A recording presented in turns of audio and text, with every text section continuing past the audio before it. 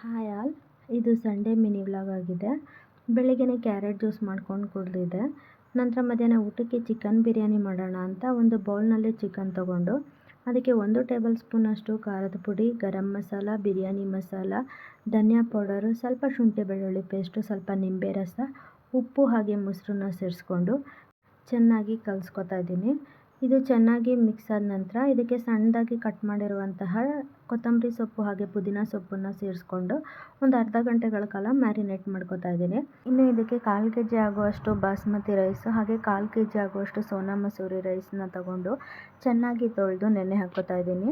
ಇನ್ನು ಒಗ್ಗರಣೆಗೆ ಎಣ್ಣೆ ಜೊತೆಗೆ ಡ್ರೈ ಸ್ಪೈಸಸ್ ಎಲ್ಲ ಹಾಕಿ ಕಟ್ ಮಾಡಿ ಇಟ್ಕೊಂಡಿರುವಂತಹ ಈರುಳ್ಳಿ ಹಾಗೆ ಟೊಮೊಟೊನ ಹಾಕಿ ಎಣ್ಣೆಯಲ್ಲಿ ಚೆನ್ನಾಗಿ ಫ್ರೈ ಮಾಡ್ಕೊತಾ ಇದ್ದೀನಿ. ಟೊಮೊಟೊ ಸಾಫ್ಟ್ ಆದ ನಂತರ ಮ್ಯಾರಿನೇಟ್ ಮಾಡಿ ಇಟ್ಕೊಂಡಿದ್ದಂತಹ ಚಿಕನ್ನ ಹಾಕಿ ಎಣ್ಣೆಯಲ್ಲಿ ಒಂದು 2 ನಿಮಿಷಗಳ ಕಾಲ ಚೆನ್ನಾಗಿ ಫ್ರೈ ಮಾಡ್ಕೊತಾ ಇದ್ದೀನಿ. ಇದಕ್ಕೆ 3 ಮೆಣಸಿನಕಾಯಿ ಉದ್ದುದವಾಗಿ ಸೀಳಿ ಹಾಕ್ಕೊಂಡು ಮುಚ್ಚಳನ ಮುಚ್ಚಿ ಒಂದು 10 ನಿಮಿಷಗಳ ಕಾಲ ಬೇಯಿಸ್ಕೊತಾ ಇದ್ದೀನಿ.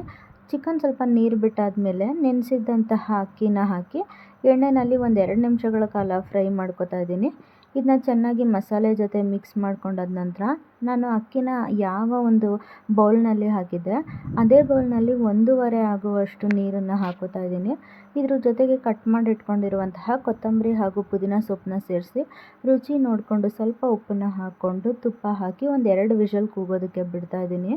ಇನ್ನು ಬಿರಿಯಾನಿ ರೆಡಿ ಆಗುವಷ್ಟರಲ್ಲಿ ಕಬಾಬ್ ಮಾಡ್ಕೊಳ್ಳೋಣ ಅಂತ ಈ ಕಡೆ ಒಂದು ಬೌಲ್ಗೆ ನಾನು ಸ್ವಲ್ಪ ಚಿಲ್ಲಿ ಪೌಡರು, ಸ್ವಲ್ಪ ಗರಂ ಮಸಾಲ, ಶುಂಠಿ ಬೆಳ್ಳುಳ್ಳಿ ಪೇಸ್ಟು, ಸ್ವಲ್ಪ ಅರಿಶಿನ, ಸ್ವಲ್ಪ ಕಾರ್ನ್ಫ್ಲೋರ್ನ ಹಾಕಿ ಜೊತೆಗೆ ಒಂದು ಮೊಟ್ಟೆನ ಹಾಕಿ ಚೆನ್ನಾಗಿ ಮಿಕ್ಸ್ ಮಾಡಿಕೊಂಡು ಕಬಾಬ್ಗೆ ಕಲಸಿಟ್ಕೊಂಡು ಒಂದು ಅರ್ಧ ಗಂಟೆ ಆದ ನಂತರ ಎಣ್ಣೆಯಲ್ಲಿ ಫ್ರೈ ಮಾಡಿಕೊಂಡೆ.